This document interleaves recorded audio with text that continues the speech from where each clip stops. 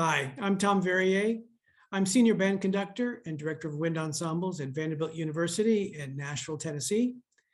And I am Executive Secretary of CBDNA, a position that I've held since 2007. Today, I'm interviewing Richard Floyd, a gentleman who has made such an impact on me and on the lives and careers of so many. Richard Floyd has been a conductor, music educator, and administrator since 1962. He has enjoyed a distinguished and highly successful career at virtually every level of wind band performance, from beginning band programs through high school and university wind ensembles, as well as adult community bands. Dick recently retired as State Director of Music at the University of Texas at Austin, where he coordinated all facets of secondary school music competition for some 3,500 performing organizations throughout the state for 29 years. He now holds the title of UIL State Director of Music Emeritus. Prior to his appointment at the University of Texas, Dick served on the faculty at the University of South Florida as Professor of Conducting, and at Baylor University, where he held the position of Director of Bands for 9 years. He began his career as band director at Richardson Junior High School, and then became the first director of the award-winning J.J. Pierce High School Band in the same city. He also served as Director of Fine Arts for that district for 2 years before moving to Baylor in 1972. Dick is recognized as an authority on conducting, the art of wind band rehearsing, concert band repertoire, and music advocacy.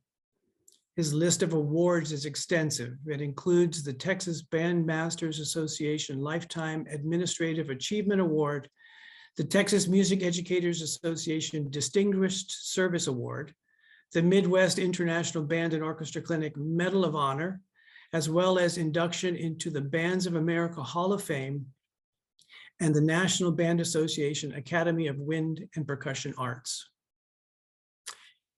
He is the author of the critically acclaimed GIA publications, The Artistry of Teaching and Making Music, and The 7 Deadly Sins of Making Music. During his amazing career, he has held positions of leadership on innumerable state and national committees for music education and wind music performance. And we're speaking with him today specifically because from 1979 to 2007, Dick served as National Secretary of CBDNA. And he has played an active leadership role in the implementation of our organization's many projects and services for more than 3 decades. Dick, it is such an honor to spend time with you today. I just can't tell you how thrilled I am. Well, it's a joy for me. We have been dear friends for a long, long time, and anytime we can cross paths or collaborate visually like this, it's a pleasure to do so. So thank you for hanging out with me today. I'm honored. Well, let's get started, because I have so many questions I want to ask you. Go for it. And we've never really talked about a lot of these things. Okay, so let's start. Let's start from the beginning. Can you talk about your first introduction to CBDNA? Yes, I can. Actually, I must say my first interaction with CBDNA, there was going to be a conference. I was still teaching high school, and there was going to be a convention at the University of Texas. And of course, this was been probably late 60s.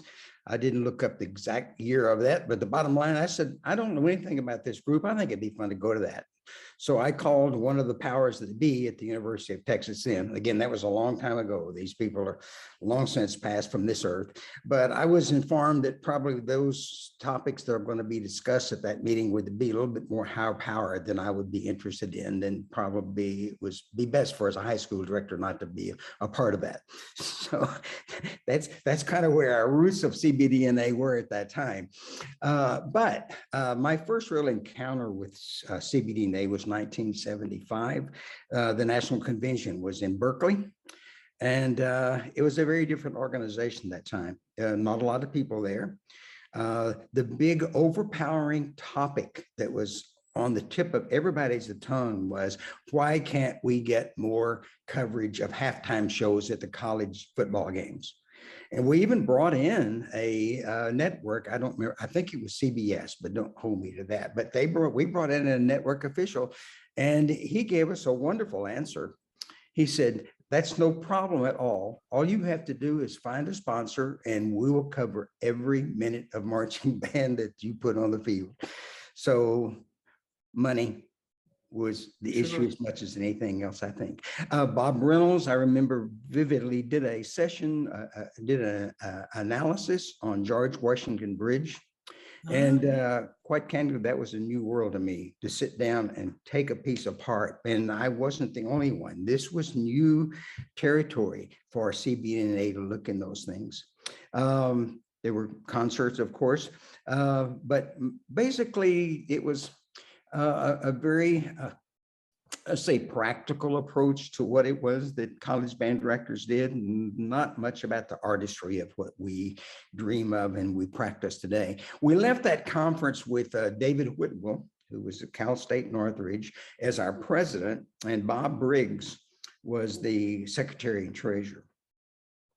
And lo and behold, 2 years later in 1977, we convened at the University of Maryland. And I still don't know how all this happened, but Baylor University was invited and we actually did the world premiere of the Dream Sequence by Ernst Krenek, which was a monumental opportunity and a very humbling experience for me personally. I'm going to come back several times to the money issues because they, until recently or until the last 2 decades, had always been a challenge. We'd commissioned Ernst Krenek to do this commission, and he was older. He was not in good health. And then we were afraid that he might pass away before we could pay him. We didn't have the money. So names will remain out of the equation on most of these things, but we had a member of CBDNA, a younger visionary member, who dug into his pockets and he wrote a personal check to Ernst Krenek to pay for that. The commission at that time was a whopping $3,000. Wow, in 77, that's a big check. Yes, it was. Yes, it was. Well, wow. We were dealing with Mahler's son-in-law, so I guess it was okay to have some kind of a price tag associated to it. But the bottom line, later we were able to scrape up the money and we were able to reimburse the beneficiary who was willing to take over that responsibility of costs at the time. I think possibly the most monumental thing that I remember about that conference in University of Maryland. Strangely enough, we shared the stage with the Eastman Wind Ensemble, and they performed Mountains Rising Nowhere. Right. And that was, I think, maybe the first performance of it. Maybe they had done one at Eastman, but man, that changed people's vision of everything that we valued in terms of art. Absolutely. It was just a stunning performance, and just all anybody could talk about was what this did in terms of the momentum that was starting to be created for the kinds of music we were capable of making. Wow. So we all left Maryland, I think, very inspired on many levels. But shortly after that, the phone rang, and it was, of all people, Frank Battisti. And he asked me if I would be willing to serve as Secretary-Treasurer of CBDNA as he came on the board. I have no idea to this day where his vision for that came from, but I will always be indebted because his trust in me and his belief in me opened doors to a world that I simply couldn't even dream existed. Yeah, amazing. Well, we'll talk about that more. I want to go back if I could. Sure. So did you go to the conference at UT Austin? You said what was the date? No. You did not go. No. So your first conference was 75. Yes. Yeah. I'd been at Baylor for 2 years, and those first 2 years, my head was so swimming, I didn't go to any conference. It was just trying to figure out what I was supposed to do in this new role that I had. So 75 was the first national conference that I had the opportunity to attend. So that's interesting. You know, my first conference was Columbus in 93. But I was a very similar experience because I started my master's with Larry Curtis at Long Beach State in 91, and he came back from the conference in Kansas City, and that's where I first heard of CBDNA, was looking at that conference program and having to wait 2 years to go to the next one in 93 in Columbus. And I can remember, I still have my conference program and my notes of everybody, all the icons that I met, all the people that I had admired from afar for so much time. I finally had an opportunity to introduce myself and meet them. I'm interested as a young conductor in 1975, going to a conference. I'm wondering who were the icons that were there? Who were the people that you met for the first time at that conference or through CBDNA at that early part of your career that made such an impact on you? Well, I do remember in Berkeley, some of the people that I saw and actually saw, I think, face to face for the first time were Don Hunsberger. Don was there. John Painter was there. Of course, I already knew John. There were a number of people I already knew because our program in Richardson was pretty sophisticated, and we brought in a lot of people. And so I had met Bob Reynolds, I had met John Painter, I had met Mark Hinesley. But at that particular, that was seeing all those people in a completely different light. Sure. And this is a very poor way to put it, but almost like I'm not saying we were by any means, but it was almost like being equal. We were there for the same reason, rather than them being the authority. We flew in from across the country. All of a sudden, we were having coffee together, and we were having meals together, and we were having discussions together. And that was mind blowing for me at the time. But those were the people that were Jim Croft was another one that was there that I remember very, very well. And I think that maybe was the first time I met Larry Curtis also at that particular conference. But those were the people that were the icons at that time. Do you remember what groups played? I honestly don't. Yeah. I really don't. They were mostly groups from the West Coast. I honestly don't recall. I remember somebody doing the Emeritus Symphony. I do remember that, but. So that was 75. So something must have struck a nerve with you or inspired you such that you applied and of course got in because your group at Baylor was amazing to the next convention right after that. So did you leave that convention thinking I'm going to play at the next one? No. I left that convention wondering if I even deserved to be in the world.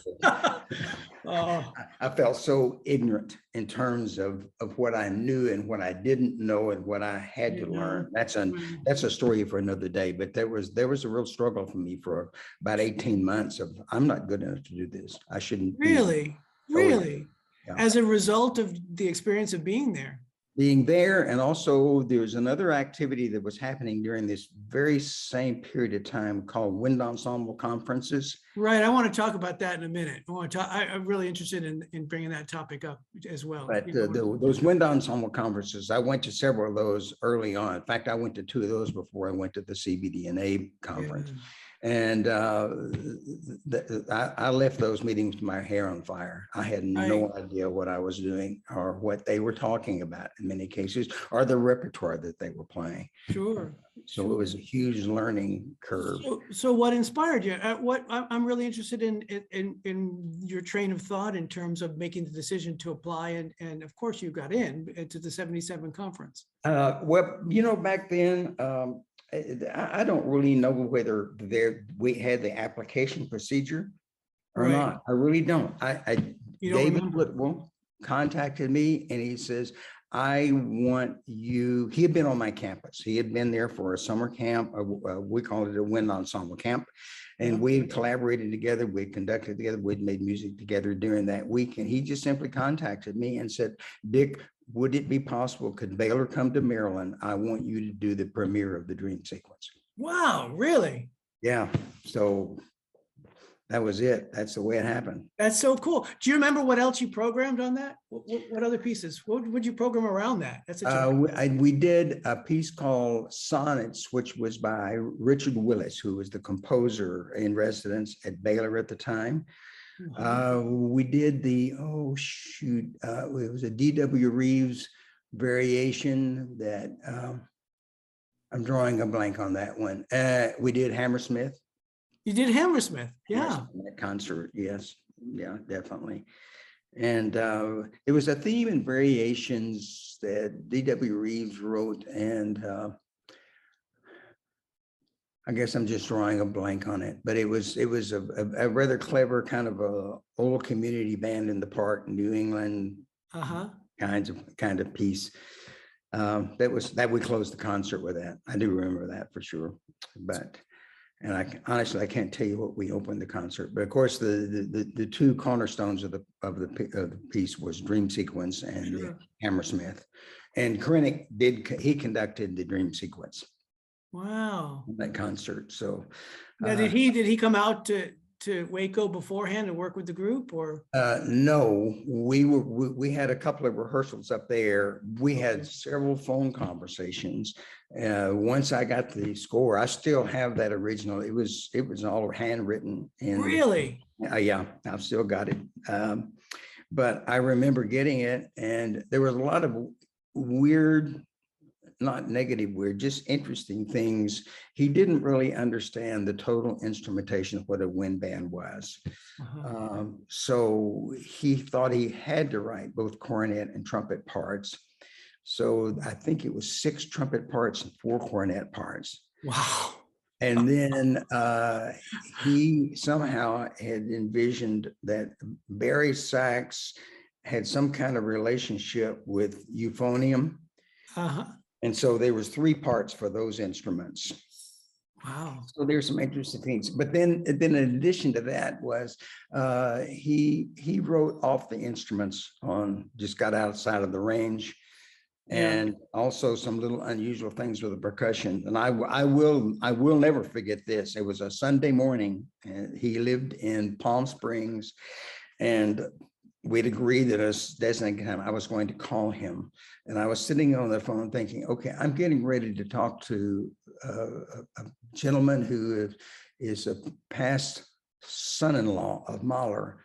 And I'm going to tell him that he doesn't know the range of his instruments. But he was the nicest man, and he was very gracious.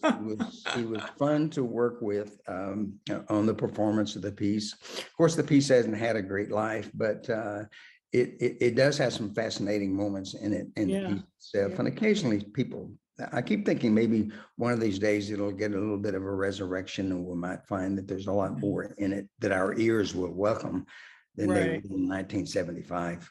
So before we leave the 70s, I really want to talk about this. What was CBDNA like in the 70s? You alluded to the wind ensemble conferences, and I think this is an important part of our history that needs to be recognized and documented in terms of, you alluded a little bit to your impression of the 75 conference and the priorities in the 75 conference, and of course the priorities of and the reasons behind the development of those wind ensemble conferences. So I would just love your perspective on CBDNA in the 70s. CBDNA up until that time I guess it was in the 1940s when it was founded, but had been pretty much just preserving. Its goal had been to preserve what the college band was. There was no great forward vision. Interestingly, the 73 convention was at the University of Illinois, and the theme of the week was the college band returns to its birthplace.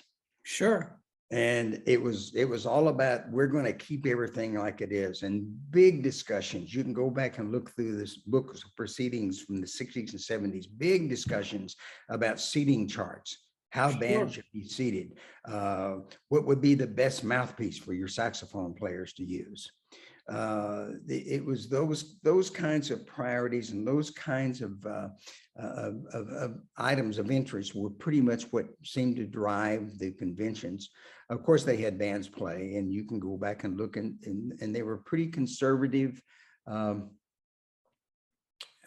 historically weighted concerts, not a lot of new stuff. Now, there were exceptions. I mean, we have the Doll Symphony, which was performed in Arizona State. Right. That would have been back in the 60s. So Sure. there was, I'm not saying that there were not some really important landmark things that happened by any means. Sure. I'm not saying that, but I am saying that there was a whole lot of interest in let's make sure we hang on to things the way they are. We don't want to change things very much.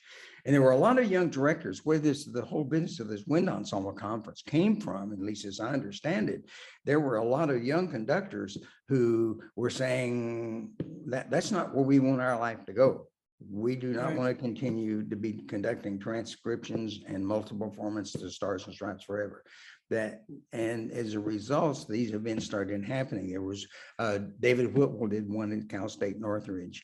Bob Reynolds did one at that time. He was at the University of Wisconsin. There was one there, and that was one of the first places that people became really exposed, as I understand it, to the music of Warren Benson, for example. Yeah. You wouldn't see a lot of Warren Benson on the CBDNA concerts, but all of a sudden the Wind Ensemble Festival, that was what everybody was looking at. There was one actually at the University of Illinois at one time, but it was Robert Gray, I believe was his name. He was actually in the music school. He wasn't a part of the collegiate band, but it was Right. music school, and he had a wind ensemble within the School of Music, and he hosted an event there. That plus the fact, and this is a little bit of a sidebar, but I'll say it anyhow. I constantly tell particularly younger directors, but anybody that will listen actually, that be prepared every day to have the opportunity that will meet someone who will change the trajectory of who you are and what you believe and where you're going to go. Yep, absolutely. I think we have to be open to that. And so the people that I was starting to hang out with a lot at the time were Bob Reynolds, and through him, Craig Kirchhoff, then Alan McMurray, Tom Lee, who was at University of Texas during the same period of time that I was at Baylor. These were the people that, if they were the first people I wanted to see when I got to Midwest. Gotcha. Every December, because we were literally kindred spirits in so many ways in what we believed.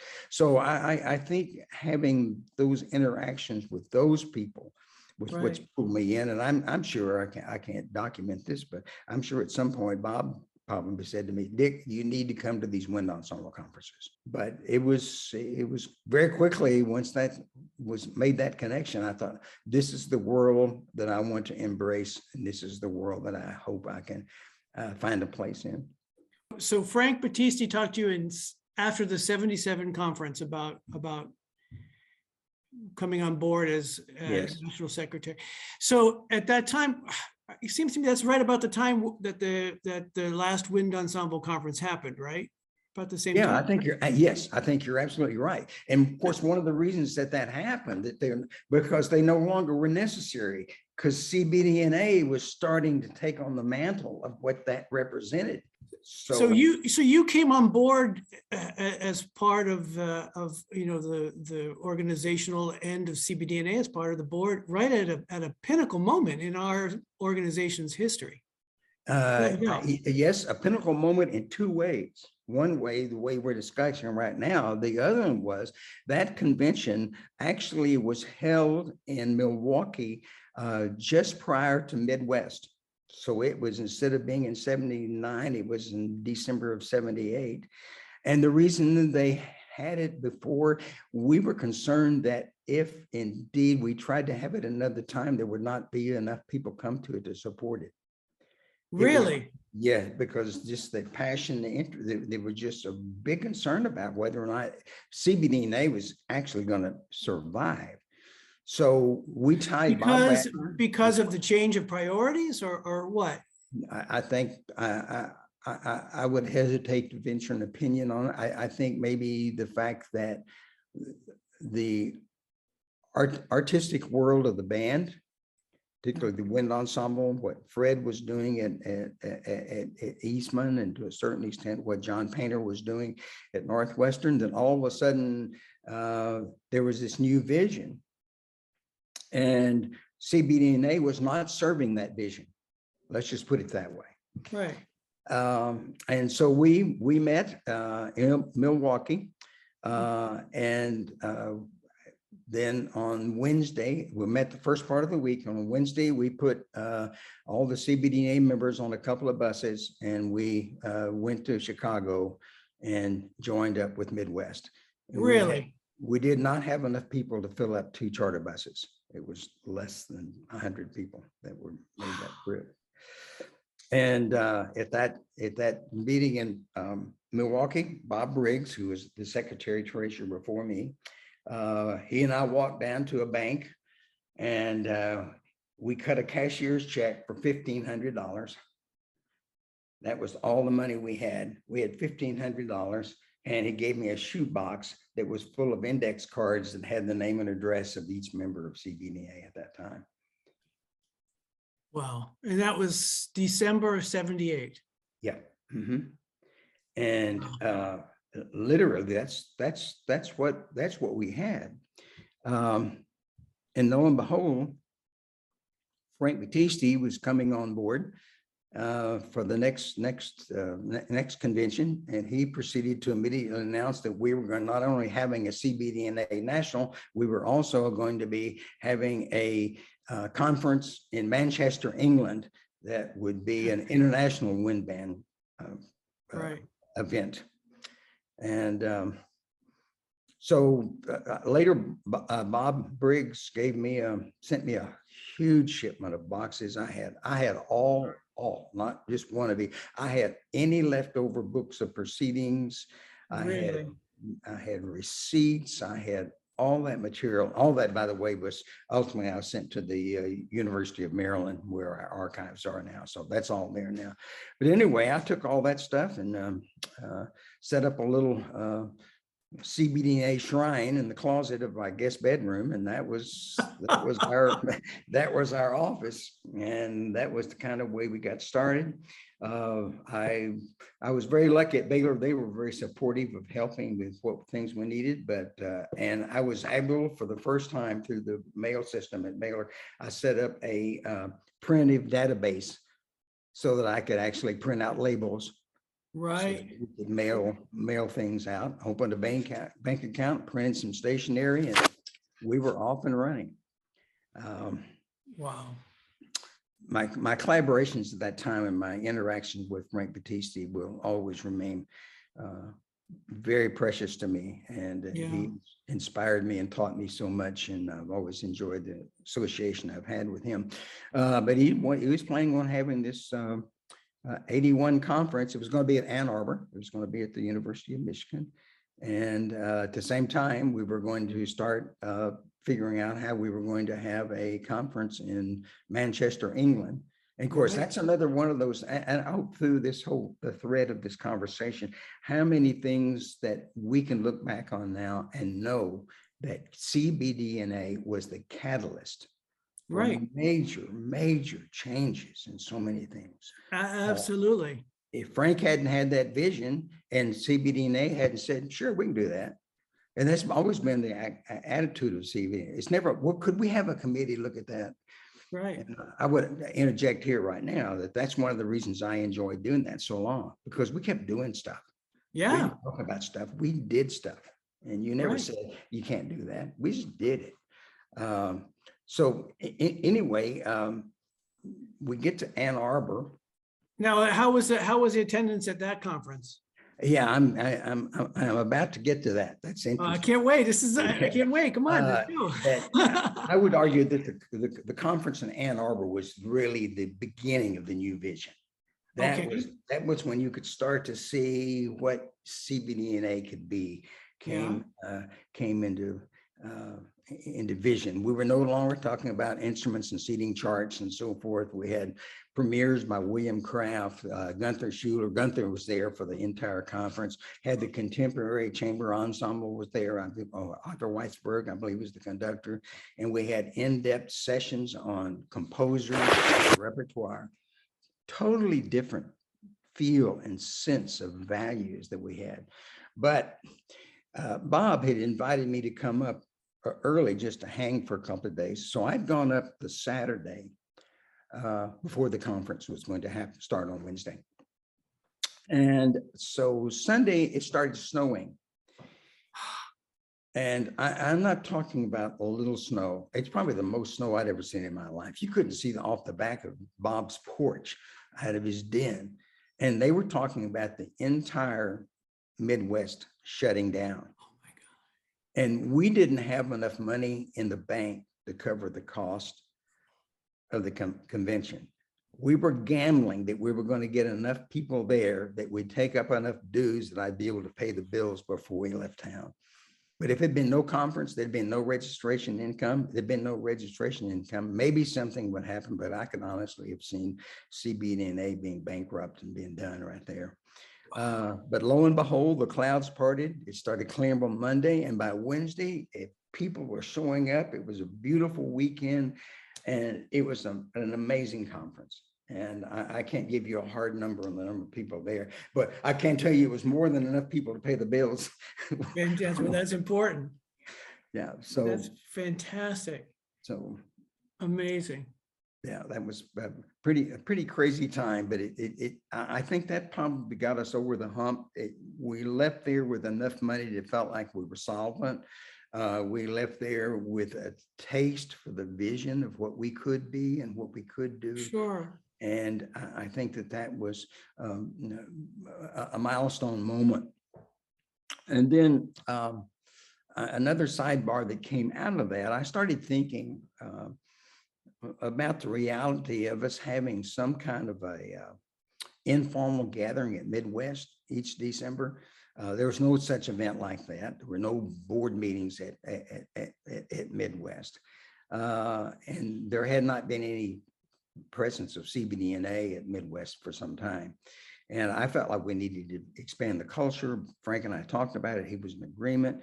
And we went to Midwest to see about doing that. And they said, absolutely not. We are the Midwest, and this is what we do.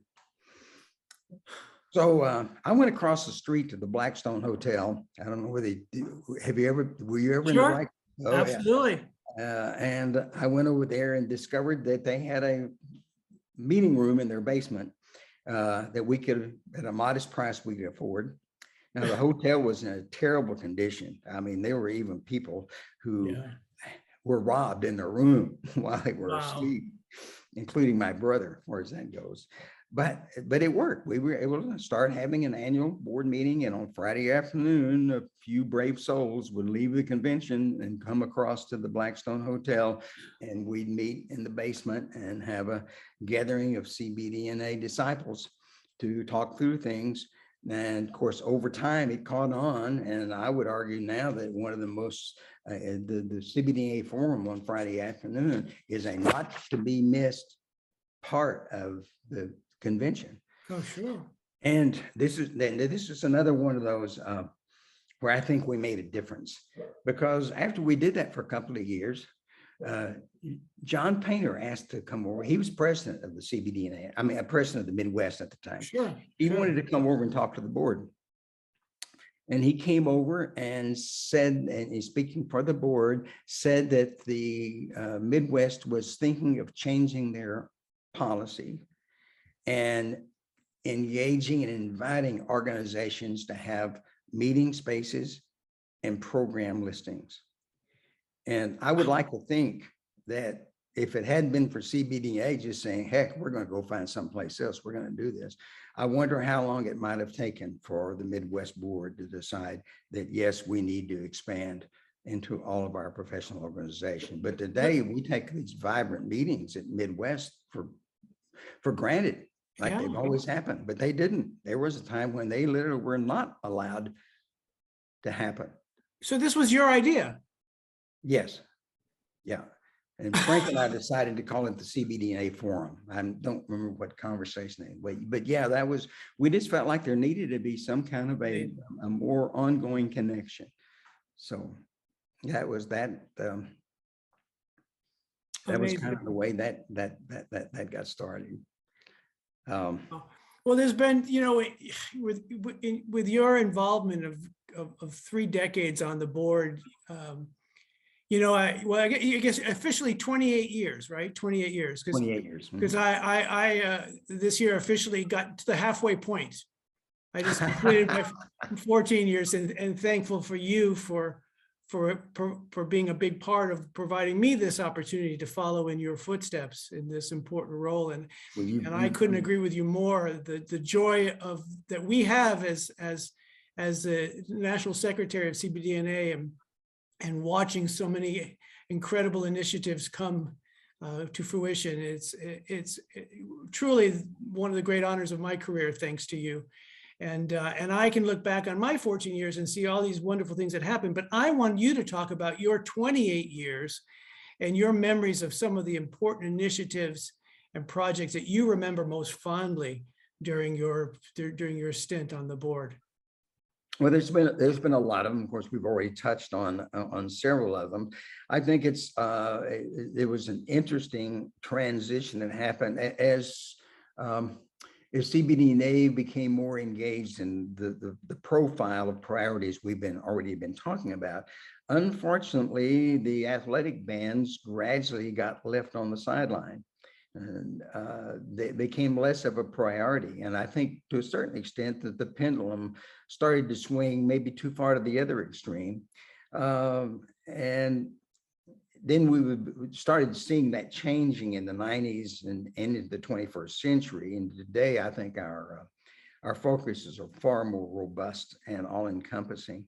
There was a precursor to that, however.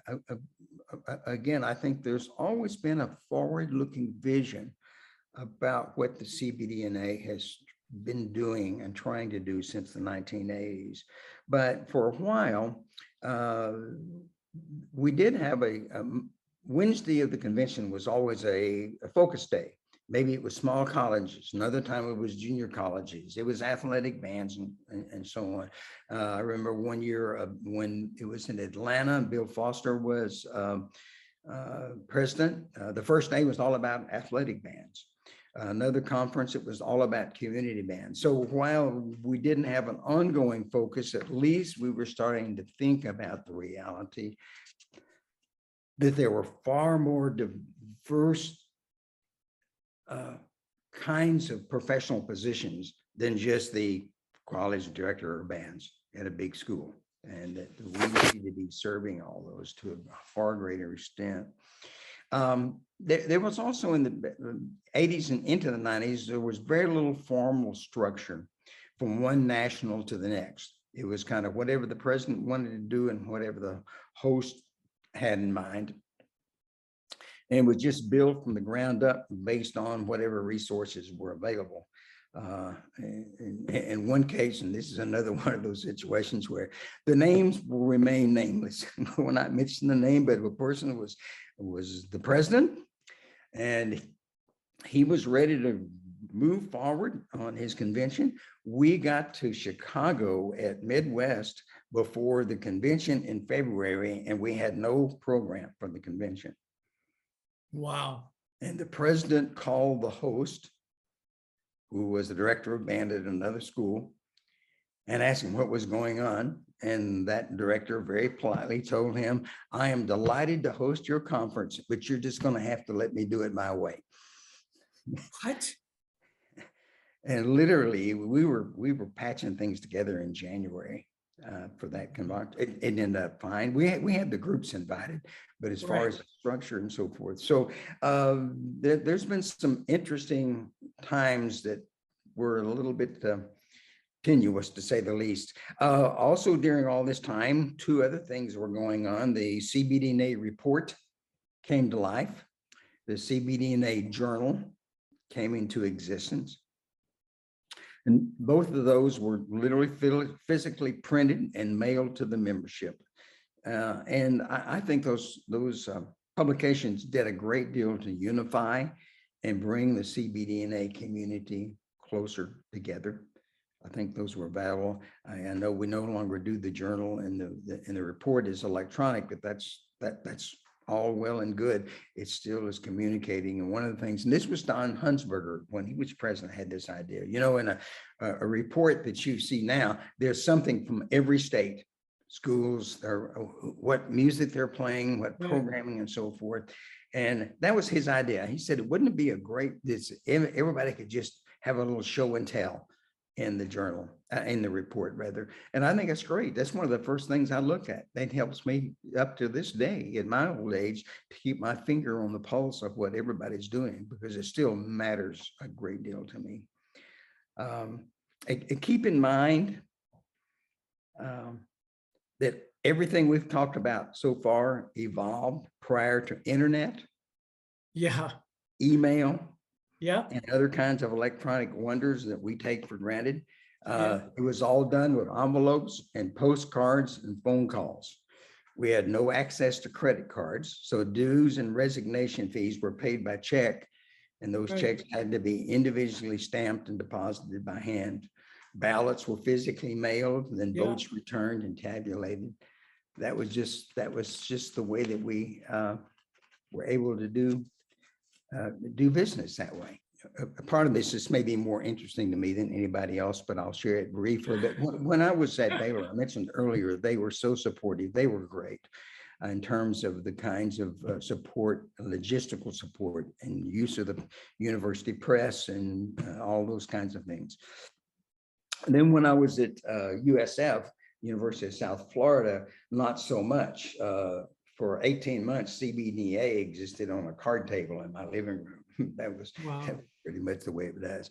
But then when I went to the University of Texas, this is the part of it that is so humorous to me. And of course, this was where I was for 20 plus years of this tenure.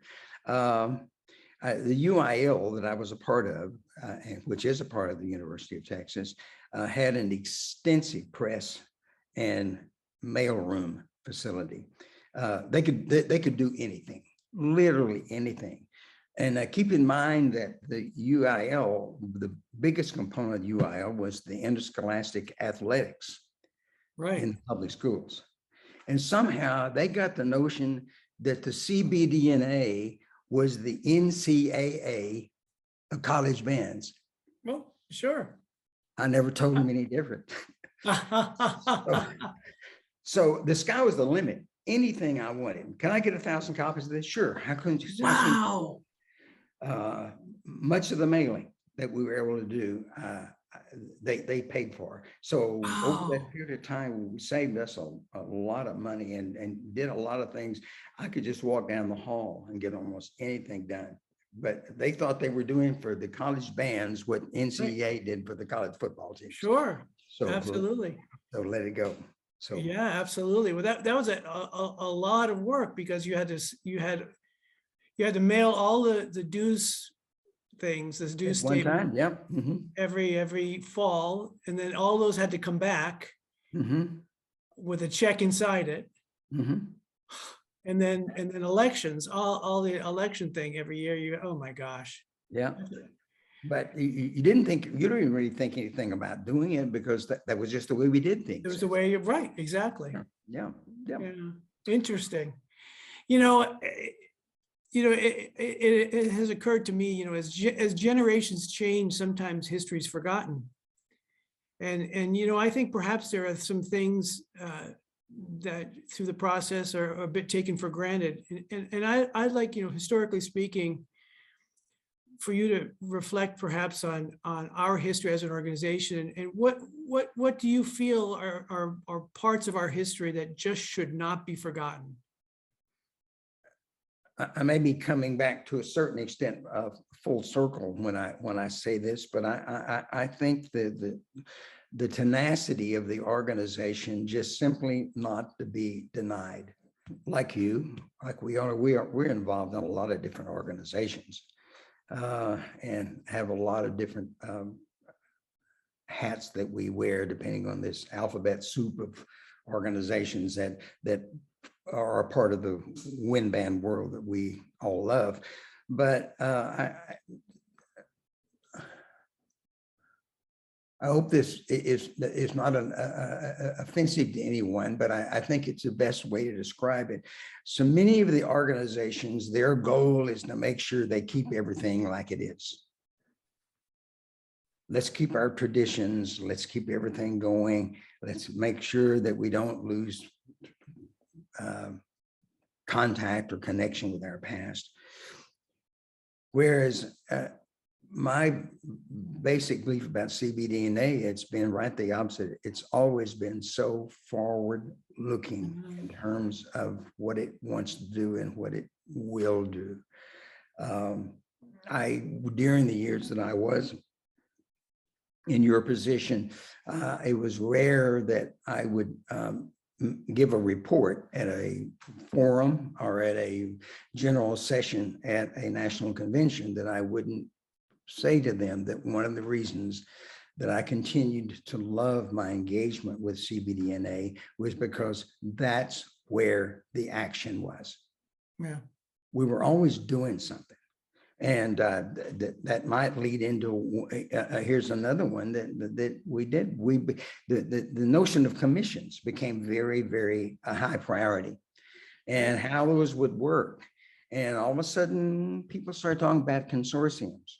So how can we make all this happen? Well, CBDNA said we can do it. We'll create a mechanism where we can process the money, because that was one of the things. How could you process money between 5 different universities to pay for this commission, and all the paperwork and bureaucracy that you and I know all too well in dealing with universities? So we just took on that hat, and I set up a little forum that we could use. I set up a mechanism, an accounting system for it. So we started becoming the catalyst for these commissions. And in some cases, we would kick in a little bit of money if it felt like that was needed to prime the pump. But over time, that caught fire to the point that they started happening on their own.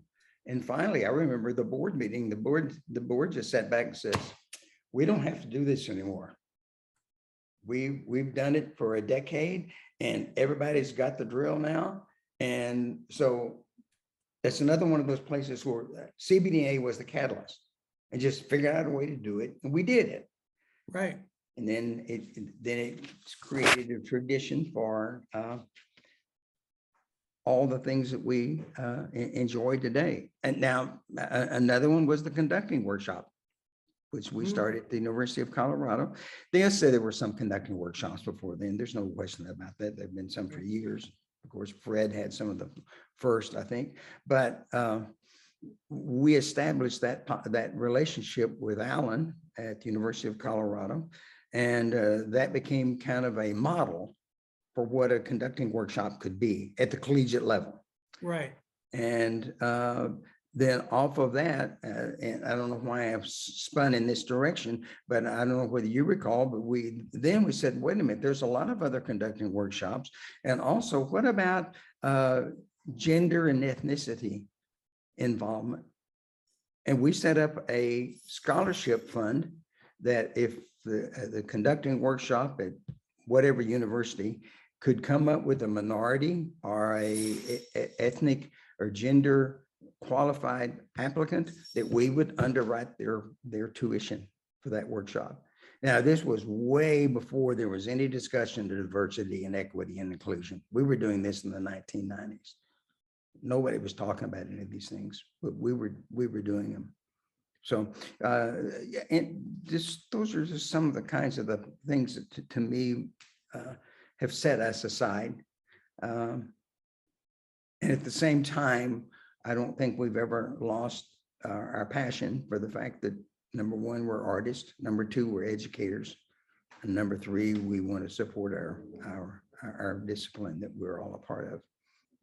You know, in the late 1990s, up until 1990s, I was both secretary and treasurer. It was a one-person job, and it was getting bigger and bigger. And all these things we were doing were just taking more and more time.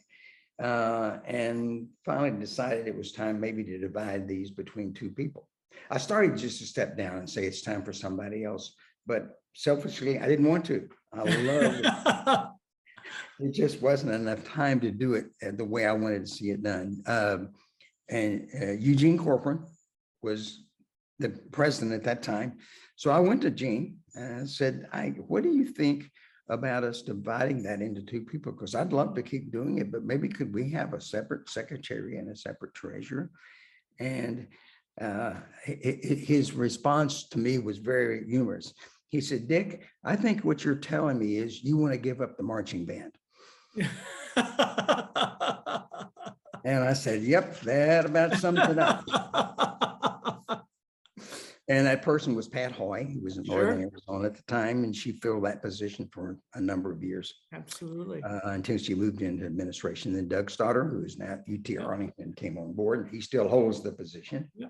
And I personally think that the longevity in these positions, like you now, in your what, 14th year? 14 years, Yeah, that is one of the absolute pivotal reasons for our success has been the longevity of people in the kinds of positions and doing it as wonderfully and as gracefully as you have done so for the last 14 years.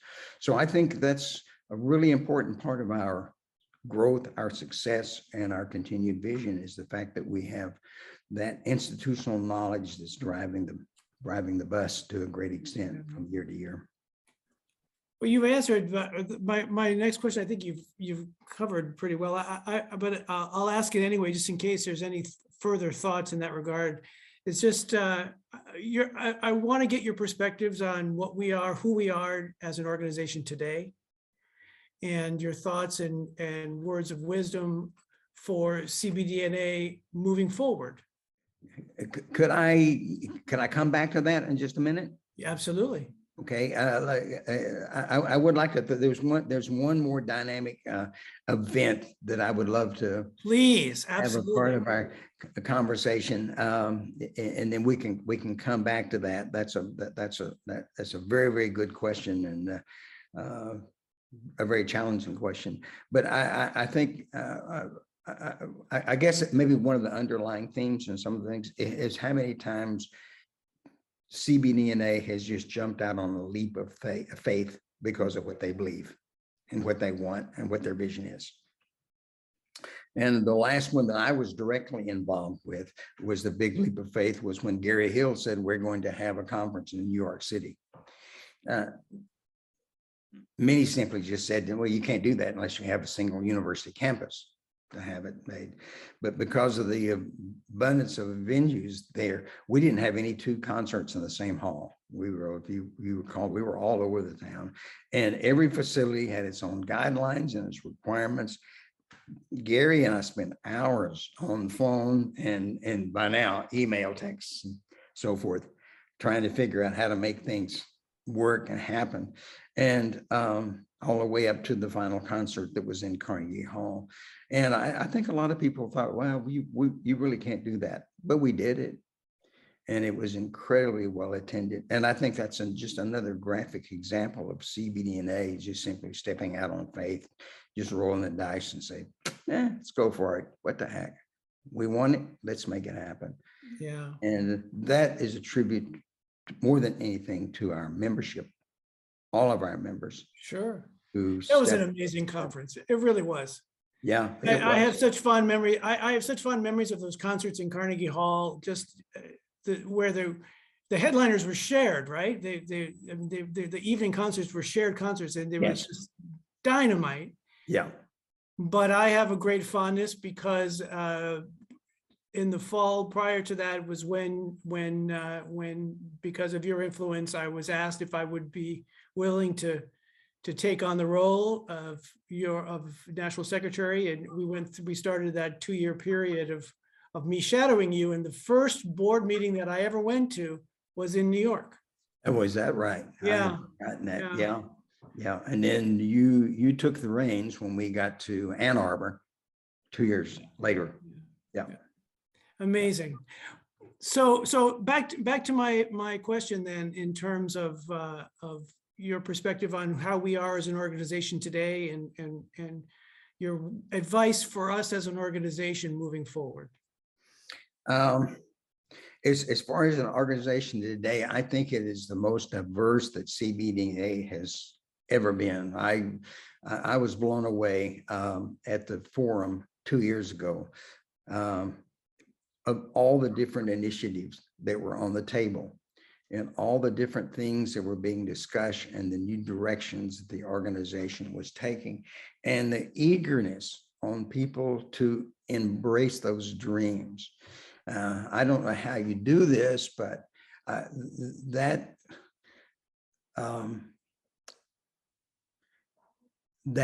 vibrance and that absolute passion that is shown by this organization is the most important thing that it has, as far as I'm concerned. I think everything that we have done and continue to do is because of passion and being inspired to be better and to contribute more. And I think that's the thing that we just don't want to ever lose. And this may be a personal spin on it to a certain extent, but kind of my simple belief is that I just want to do two things. I want to make the best music that I'm capable of, and I want to strive to make a difference in the lives of other people. And I think that's what CBDNA needs to do.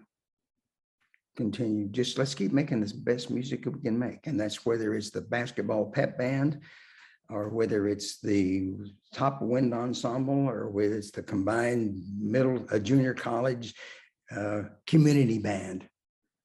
They're all making music for all the right reasons with the best resources they have available to them. Yeah. And I think the fact that as long as we can remember, you don't have to be in the ivory tower playing the wettest ink in the room in order to be successful artists and be successful musicians and music educators. So amazing. All right. Before we finish up, I want to play a game with you. Uh-oh. Okay, so game number one is I'm gonna ask you some questions. I want to know your favorite piece from the 1950s. It might be. I hope I have my years correct on this, but I would think it would have to be, was La Fiesta written in the 50s? 49, I think. 50. Maybe. We'll count it 50. Yeah, Symphony. the other one that was immediately in mind, and maybe this would be more than one because it was one of the first pieces I was, this would have to be in the 50s, I would think. Chorale and Hallelujah. Okay. Howard Hanson. Fantastic, right? 1960s.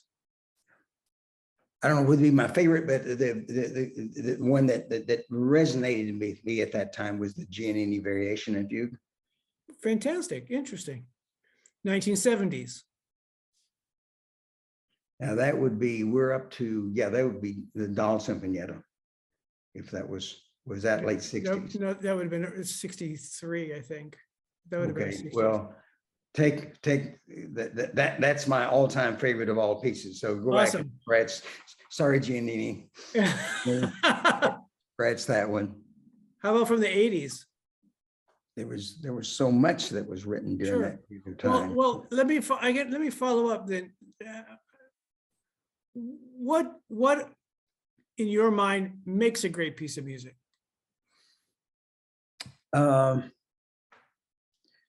There has to be some sense of, and I won't get into the mechanical things, it has to be some sense of communication of artistry in whatever fashion that might be. And I think that it is constructed in such a way that it has a unity and a unifying component that speaks to, well, number one, if it's for me, speaks to me, but it speaks to the human spirit in one way or another. Sure. Those are incredibly important things, I think.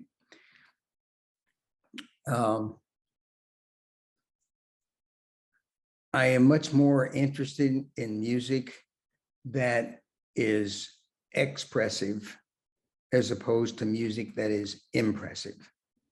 And I'm really candid. I've had some real arguments with, not arguments, discussion with Frank Kelly about that he says, yes, a piece can be both expressive and impressive. And of course that is the case. But if I want I want there to be something there that absolutely connects with my soul. Right. And that can be in the simplest of pieces. Sure can. And it can be in the most complex of pieces. Sure can. So I'm going to rephrase my initial game question in a different way. So if you could program your dream concert to conduct, what would the repertoire be? I don't know that I can immediately tie it down to speak, but I can give you a pool of pieces and kinds of pieces that would be included in that in some way or another, and maybe for different reasons. But I would definitely, I don't know whether it would be 10, 11, or 12, but there'd be some Mozart on there, on that concert. I think that there would definitely be the Dahl Sinfonietta. That was a major growth piece for me. And I actually, is insane as it sounds, I did that with my high school band in 1973. I'd been on the selection committee, and they'd sent us some scores, and I got that score, and I got a recording of it. And I thought, oh my God, this is a different world than I'm used to. And I lived with that piece for a year, and then I finally said, I think we can do this. And we had a wonderful time with it. But that piece has a very dear place in my heart, so that would have to be on there.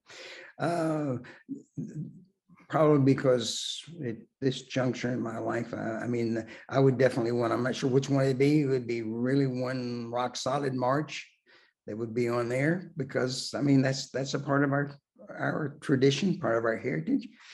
And I don't want to forget about that being a part of our roots. Sure. So that would be there. I'm not sure what it'd be. I would probably do a piece by Frank DeKelly because of our dear friendship. It Yeah. would be there for sure. It would be hard for me not to pass up on Hammersmith. I still think that that's one of our truly great pieces. And then probably if it was okay, you want to have two pieces, probably one half the concert would be Maslanka 4. That would be on there. Couldn't agree with you more. That's one of those landmark kinds of pieces. But more than anything, this is maybe a diversion from your question, but I'm to the point I can't program anything that I don't have a love affair with. Right. And if I can't feel it and have a sense of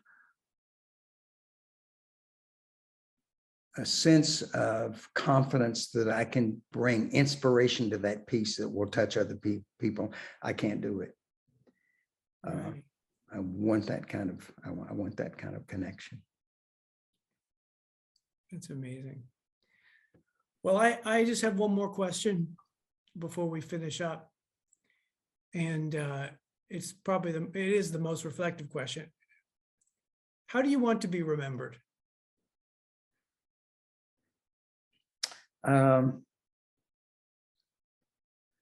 I think that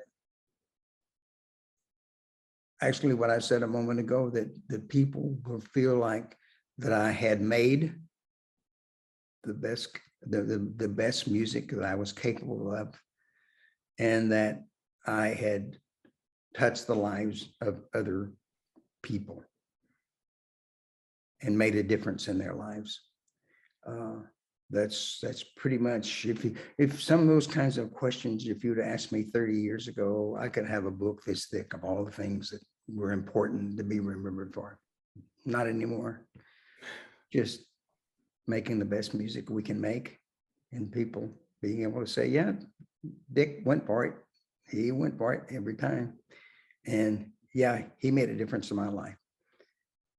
Those, that's where the magic is, I think. Well, let me speak on the part of everybody. If my experience with you is any indication, you have impacted many, many lives, because knowing you these last 30 years have changed my life completely. I'm You humbled to hear that. continue to inspire me. You continue to believe in me, as you've done so many. And so rest assured that you certainly have impacted all of us. Thanks so much for spending this afternoon with me and sharing your thoughts. And on behalf of CBDNA, thank you so much for all that you've done to change our organization and inspire us all. And let me in turn, if you don't mind, Dakota, that I can say this without reservation. There's been no entity that has meant as much to me as College Band Directors National Association. No organization has given more to my life and has enriched me. I can never repay CBDNA for what it has meant in my life. And the colleagues and the dear fellowship that is a part of that group is a priceless part of who I am.